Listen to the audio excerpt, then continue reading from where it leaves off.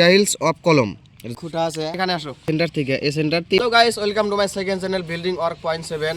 তো আজকের ভিডিওটা হচ্ছে যারা যারা মিস্ত্রি আছেন ড্রয়িংটা কম বোঝেন তাদের জন্য কিন্তু আজকের ভিডিওটা। আর আজকের ভিডিওটা স্কিপ না করে যদি সম্পূর্ণ ভিডিওটা দেখেন আশা করি আপনারা একটা ড্রয়িং আপনারা সহজেই বুঝতে পারবেন। আমাদের এখানে একটা মিস্ত্রি আছে সম্ভবত ড্রয়িংটা অল্প কম বোঝে, তো মিস্ত্রিকে আমি ঢাকার পরে আপনারা দেখেন।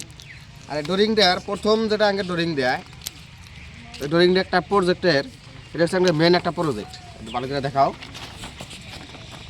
এটা একটা মেন একটা প্রজেক্ট। এটা কিন্তু গুয়াহাটি দিগুলবগিরির একটা পার্ক আছে, গুয়াহাটি দিগুলবগিরি পার্কের একটা ড্রয়িং। তো এটা আছে একটা প্রজেক্ট। তো এই প্রজেক্টটা এই বাউন্ডারি ওয়াল করা লাগে আর কি। তো বাউন্ডারি ওয়ালের জন্য ব্যাস কতটুকু হাইট আছে, কি রিং আছে, কলমে কি রড আছে, কি রিং আছে, আর ভীমে কি রড আছে, সব কিন্তু আজকে আমরা দেখাবো। এই দেখেন এখানে কিন্তু এটা একটা বাউন্ডারি ওয়ালের একটা কাটছে আর কি, ড্রয়িং কাটছে। এই বাউন্ডারি ওয়ালের একটা কলম সেন্টার কত আছে, কলমের সেন্টার আছে এই সেন্টার থেকে এই সেন্টার 3 মিটার, এই 3 মিটার লেখা আছে। আর এই সেন্টার থেকে এই সেন্টার 3 মিটার। তো যতগুলো কলম আছে সব সেন্টার টু সেন্টার সব 3 মিটার করে আছে। তো এখন এই কলমে কি রড আছে, 16 mm আছে, 20 mm রড আছে, এখন কি রড আছে এটা আমি কোন জায়গা থেকে দেখবো। তো এটার কলম যেমন এই একটা কলম সেকশন এ। তো এটা একটা কলমের রড কিন্তু আমাদের এখানে পুটিনে কতটুক এল হবো আর রিংটা কতটুক স্পেসিংয়ে হবো, এই রিংগুলো সব কিন্তু ডিটেলস দেওয়া আছে। তো এই কলমে কি রড আছে এটা যদি দেখেন আপনি কোনে যাবেন, এটা দেখতে হলে এখানে আপনি ফলো করতে হবে যে ডিটেইলস অফ কলম। এটা জুম করে দেখাও, ডিটেইলস অফ কলম।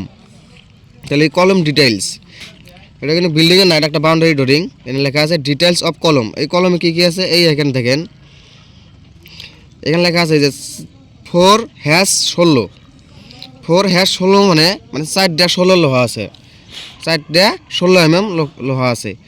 আর এখানে রিং আছে 8 mm @ 150 সেন্টার মানে সিসি মানে সেন্টার। তাহলে এখানে 8 mm রিং আছে 150 সিসি গিরা সেন্টার 150 গিরা স্পেসিং করা লাগবে আর কি। তো এখানে হয়ে গেল। এখন আমি পোস্টটা যে ব্যান্ডিং করবো, আমি 4/16 লোহা দিব এবং 8 রড বানাইয়া আমি করবো। আর এই কলমটা কত সাইজ এটা যদি আপনি দেখেন, এটা দেখতে হলে তো দেখেন কলমের সাইজ যদি আপনি দেখতে চান, এখানে লেখা আছে ক্রস সেকশন অফ কলম সাইজ। এখানে কলম সাইজ আছে 250 × 250, অর্থাৎ 10 ইঞ্চি বাই 10 ইঞ্চি। যে এরকম করে ফলো করতে হবে। আর এখানে আরও একটা বস্তু আপনাকে ফলো করতে হবে, যে বস্তুটা হচ্ছে আপনি কলম যখন বসাবেন, কলম বসানোর পরে আপনাকে লক্ষ্য করতে হবে পিসিসি কত। এই কলমের যে পুটিং আছে, পুটিংয়ের তলে পিসিসি কত দিবেন, আর দেওয়ার পরে ওই কলমের ভ্যাসটা আপনি কত হাইট ঢালবেন, এটা কিন্তু ভালো করে ফলো করতে হবে। তো দেখেন এখানে লেখা আছে এই যে 50 mm থিকনেস পিসিসি, এখানে লেখা আছে এই যে 50 mm থিকনেস পিসিসি। তাহলে আমি কি করব, এখন 50 mm পিসিসি করব।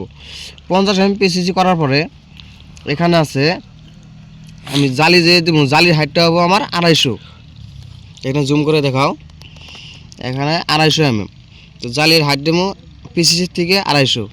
আর কলমে যে আছে কলমের থেকে আমি হাইট দেবো 450। এখানে লেখা আছে 450, এই যে 450। তো কলমের হাইট দেবো 450। তো এখানে যদি আমি 250 দিই, এখানে যদি 450 দিই, তারপরে আমার ভ্যাসটা ঠিক হবো আর কি।